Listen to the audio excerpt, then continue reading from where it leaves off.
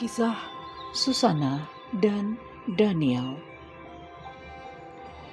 diambil dari kitab Tambahan Daniel, kitab Deuterokanonika, pasal 13 ayat 1 hingga 64. Adalah seorang yang diam di Babel, Yoyakim namanya. Ia mengambil seorang istri yang bernama Susana, anak Hilkia.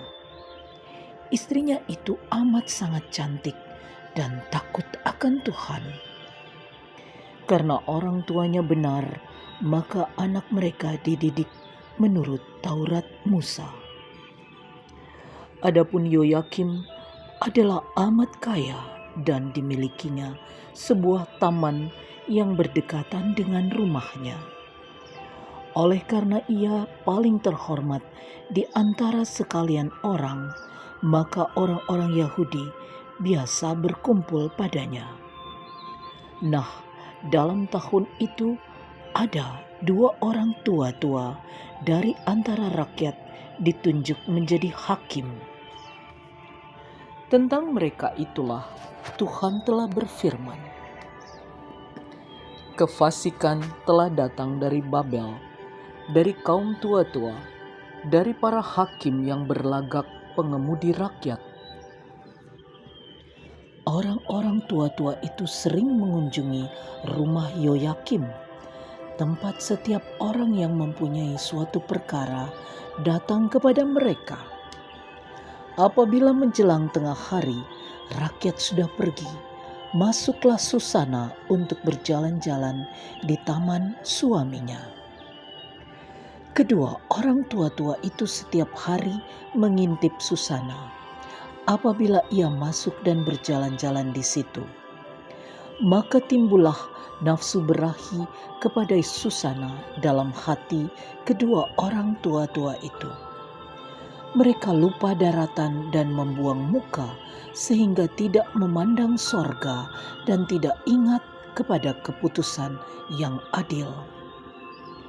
Walaupun kedua-duanya dirundung oleh keinginan kepada Susana, namun tidak diberitahukannya satu sama lain sakit berahi mereka. Sebab mereka malu mengakui nafsu berahi mereka, sehingga ingin berseketiduran dengan dia. Maka setiap hari dengan asiknya mereka mengintai hendak melihat Susana. Sekali peristiwa, berkatalah yang satu kepada yang lain, "Marilah kita pulang saja, sebab sudah waktunya makan siang." Lalu mereka berpisah dan pergi. Tetapi dengan berputar-putar mereka kembali lagi ke tempat itu juga. Maka terpaksa mereka menguraikan satu sama lain sebab musababnya dan diakuinya nafsu berahi mereka. Kemudian dirancangkannya bersama-sama untuk mendapatkan Susana seorang diri. Sedang mereka menunggu saat yang baik, maka pergilah Susana ke taman itu seperti yang sudah-sudah. Ia hanya disertai 2 orang dayang. Karena cuaca panas, maka ia mau mandi di taman itu. Tiada seorang pun ada di sana kecuali kedua orang tua-tua itu yang bersembunyi sambil mengintip Susana.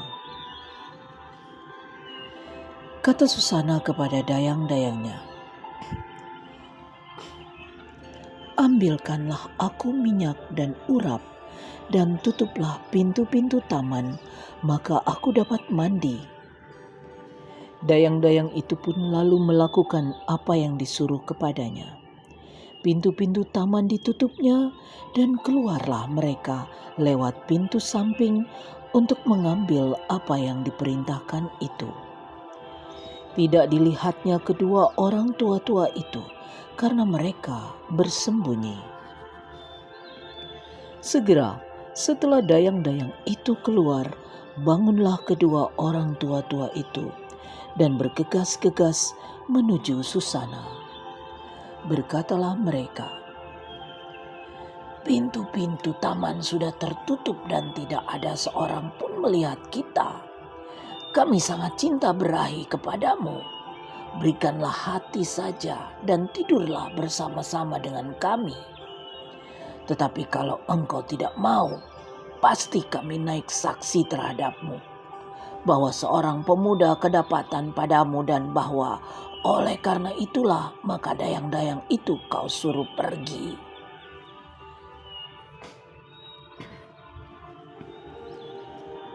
Bernafaslah Susana lalu berkata,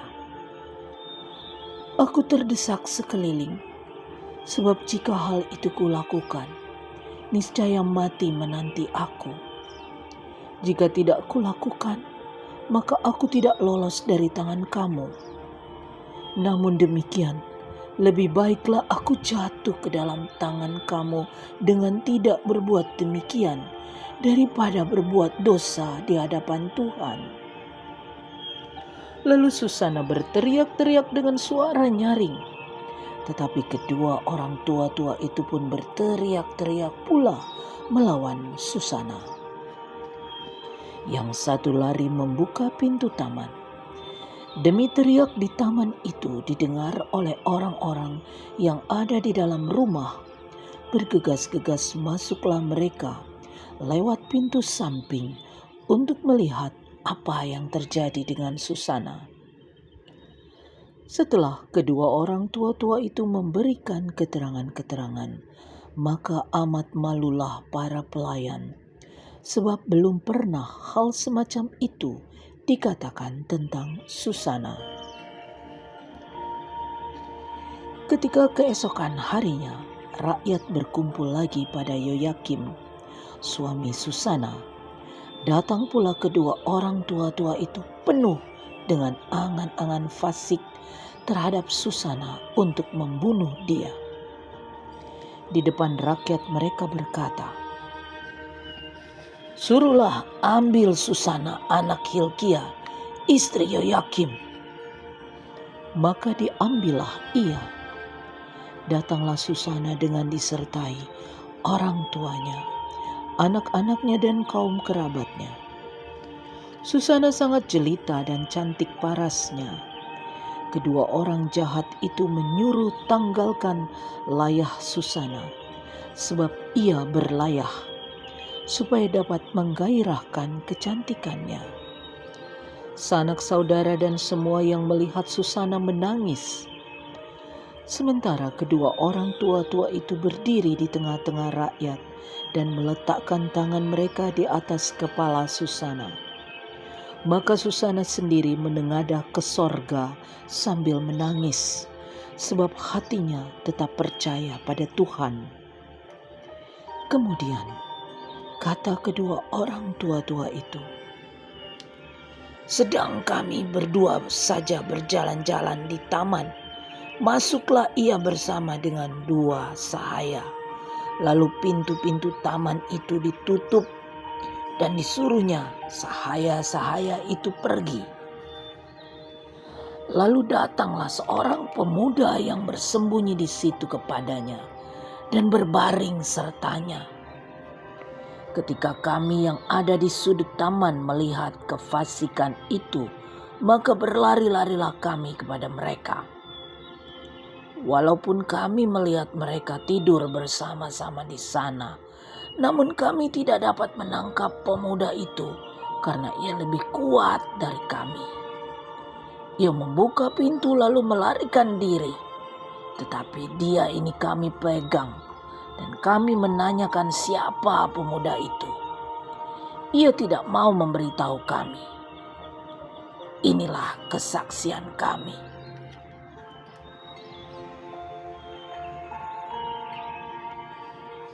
Himpunan rakyat percaya akan mereka, oleh karena mereka adalah orang tua-tua di antara rakyat dan hakim.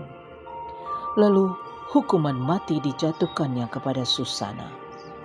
Maka berserulah Susana dengan suara nyaring, "Allah yang kekal, yang mengetahui apa yang tersembunyi dan yang mengenal sesuatu sebelum terjadi, Engkau pun tahu pula bahwa mereka itu memberikan kesaksian palsu terhadap aku. Sungguh, aku mati meskipun tidak kulakukan sesuatu pun dari apa yang mereka bohongi aku. Maka Tuhan mendengarkan suaranya. Ketika Susana dibawa keluar untuk dihabisi nyawanya, maka Allah membangkitkan Roh Suci dari seorang anak muda, Daniel namanya. Berserulah ia dengan suara nyaring, "Aku ini tidak bersalah terhadap darah perempuan itu."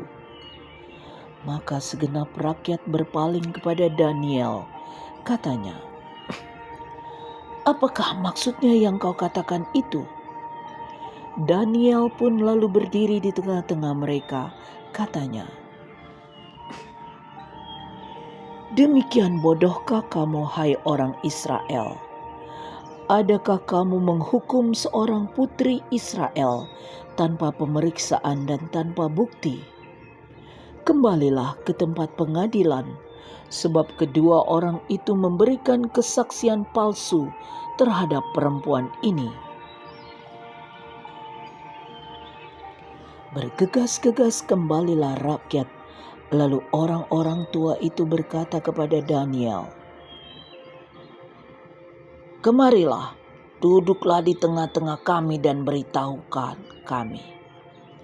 Sebab Allah telah menganugerahkan kepadamu martabat orang tua-tua."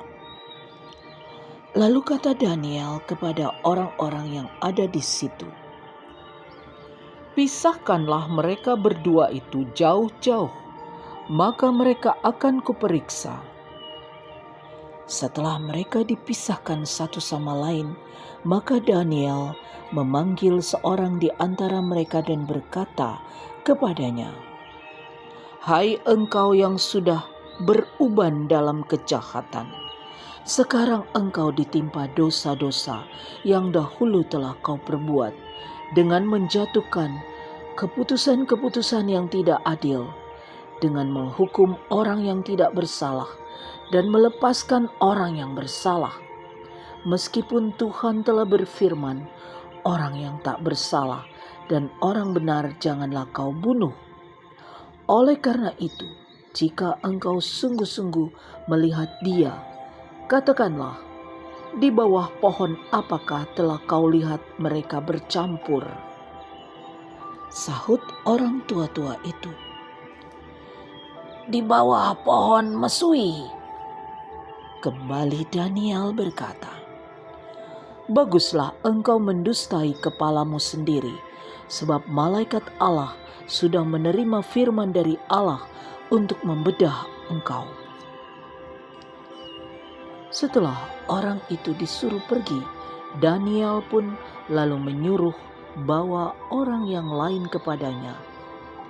Kemudian berkatalah Daniel kepada orang itu, "Hai keturunan Kanaan dan bukan keturunan Yehuda, kecantikan telah menyesatkan engkau dan nafsu berahi telah membengkokkan hatimu. Kamu sudah biasa berbuat begitu dengan putri-putri Israel, dan mereka pun terpaksa menuruti kehendakmu karena takut. Tetapi putri Yehuda ini tidak mau mendukung kefasikanmu. Oleh sebab itu, katakanlah kepadaku, di bawah pohon apakah telah kau dapati mereka bercampur?" Sahut orang tua-tua itu, "Di bawah pohon berangan." Kembali Daniel berkata, "Baguslah engkau mendustai kepalamu sendiri, sebab malaikat Allah sudah menunggu-nunggu dengan pedang terhunus untuk membahan engkau, supaya membinasakan kamu."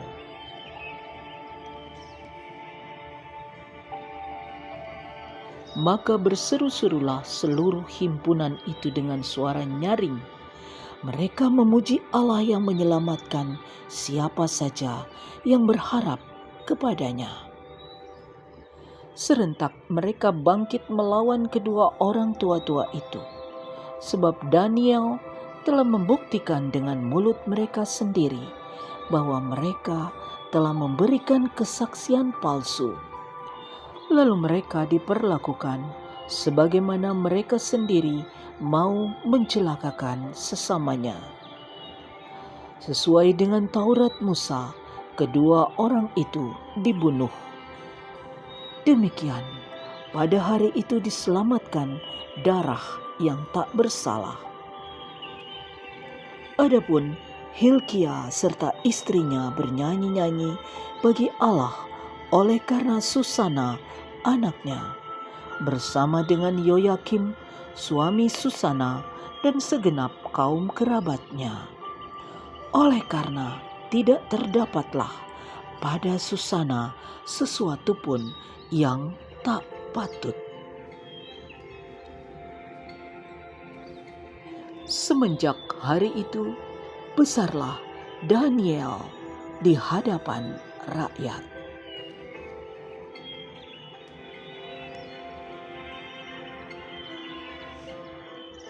Demikianlah sabda Tuhan. Syukur kepada Allah.